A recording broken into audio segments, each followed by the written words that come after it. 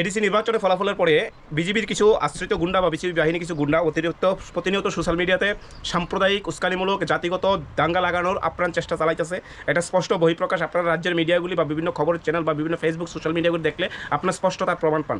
কিন্তু গতকালকে সেটা স্পষ্ট একজন প্রেমানন্দ সরকার বিলোনিয়া স্থিত হয়তোবা বিলোনিয়া স্থিত উনি লেখছে যে বিলোনিয়া স্থিত মানে ট্রাইবেলের মধ্যে উপজাতিদের মধ্যে কোনো ছাত্রছাত্রী যদি স্কুলে বা কলেজে পড়াশোনা করে বিলোনিয়া এরিয়ার মধ্যে তাদেরকে স্কুলে আর পড়াশোনা করতে দিত না, কলেজে পড়াশোনা করতে দিত না, দিতে তাদের উপরে প্রাণঘাতী হামলা করবো, তাদেরকে মেরে ফেলার হুমকি, তাদেরকে বিভিন্নভাবে আক্রমণ করার হুমকি, তাদেরকে প্রাণনাশের হুমকি দিতেছে প্রেমানন্দ সরকার নামে একজন ব্যক্তি।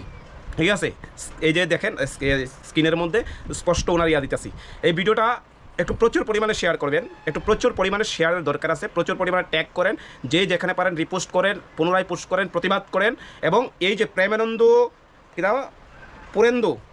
পুরেন্দু সরকার কে এই সন্ত্রাসী, এই ধরনের মানসিকতা রাখে বিজিবি আশ্রিত কিছু গুন্ডা বাহিনী প্রতিনিয়ত এইভাবে সমাজে উচ্ছৃঙ্খল তৈরি করার চেষ্টা করতেছে।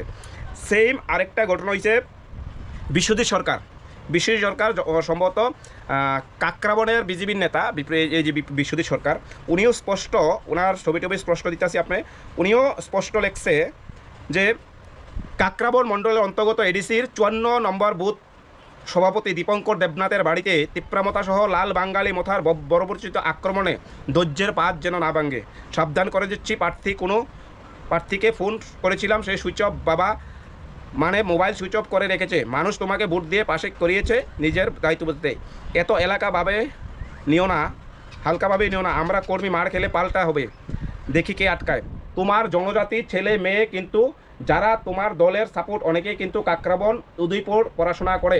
কথাটা দেখেন কি লেখছে, তোমার জনজাতি মানে তিপ্রাসা মানে উপজাতি, এসটি উপজাতি অংশের ছেলেমেয়েরা স্কুলে কাকরাবন এলাকায় বা উদয়পুর এলাকায় পড়াশোনা করে, তাদেরকে মেরে ফেলার হুমকি দিতেছে বিশ্বজিৎ সরকার বিজিবি আশ্রিত গুন্ডা।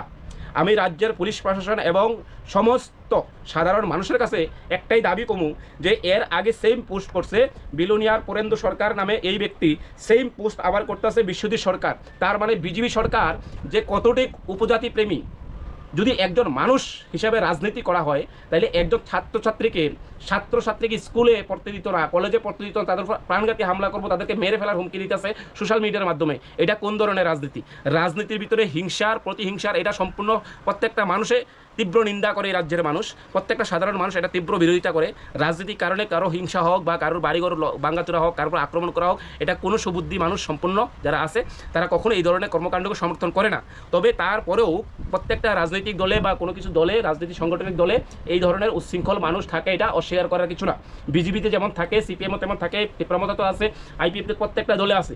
তারপরে কেন উপজাতিদের উদয়পুর কলেজে পড়াশোনা করতে দিত না, কাকরাবনে পড়াশোনা করতে দিত না, তাদেরকে আয়া পড়াশোনা করতে দিতে এই ধরনের হুমকি? এটা কোন ধরনের স্বৈরাচারী শাসন চলতেছে এই রাজ্যে? এই রাজ্যটাকে তোদের বাবার, এই রাজ্য এই স্কুল কলেজ কি তোদের বাবার? তোদেরকে আমি হুঁশিয়ার করে দিতেছি যে তোরা এই ধরনের সাম্প্রদায়িক সুশ্বরী দিতেছস, তোদের কিন্তু মানুষ ছাড়বে না, এই রাজ্যের মানুষ কিন্তু তোর ছাড়বে না। এই রাজ্যটা কারোর বাবার না, এই রাজ্যটা, এই দেশটা, স্কুল কলেজ তোর বাবার না। তোদের এই যে ক্ষমতা, এই যে হিংসা বিদ্বেষ ছড়ানোর চেষ্টা করতেছস, এটা কিন্তু মানুষ, এই রাজ্যের মানুষ সম্পূর্ণ একদম যোগ্য জবাব দিব তোরা ঠিক মতন।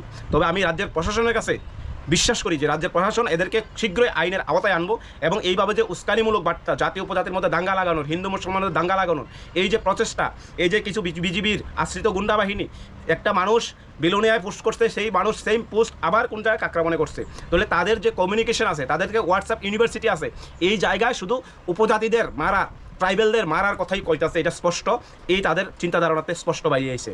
তাই এই রাজ্যের মানুষের কাছে এবং সবার কাছে আমি কইতেছি, এই ভিডিওটা একটু প্রচুর পরিমাণে শেয়ার করতে লাগবো, তাদেরকে আইনের আওতায় যতক্ষণ না তাদের আইনের আওতায় আনবো, তীব্র প্রতিবাদ হইব। প্রয়োজনে রাস্তা অবরোধ থেকে শুরু করে বৃহত্তর আন্দোলনে যাইতে রাখবো। আমরা এটা তীব্র নিন্দা করি এবং পুলিশ প্রশাসন এবং এই রাজ্যের সকল মানুষকে আমি অনুরোধ করছি তাদের শীঘ্রই আইনের আওতায় এনে সঠিক বিচার করা দরকার। তারা এই ধরনের মন্তব্য কীভাবে করতে পারে? স্টুডেন্টদের উপর আক্রমণ করবো, স্টুডেন্টদের মারবো, স্টুডেন্টদের মেরে ফেলার হুমকি, স্টুডেন্টদের প্রাণঘাতী হামলা করবো, এই ধরনের মানসিকতা তাদের মধ্যে আছে। বিজিবির কত ধরনের নিম্নমানের মানসিকতা হতে পারে? আমি সবার কাছে অনুরোধ করো, প্রচুর পরিমাণে ভিডিওটা অন্তত শেয়ারের দরকার। ধন্যবাদ সবাইকে।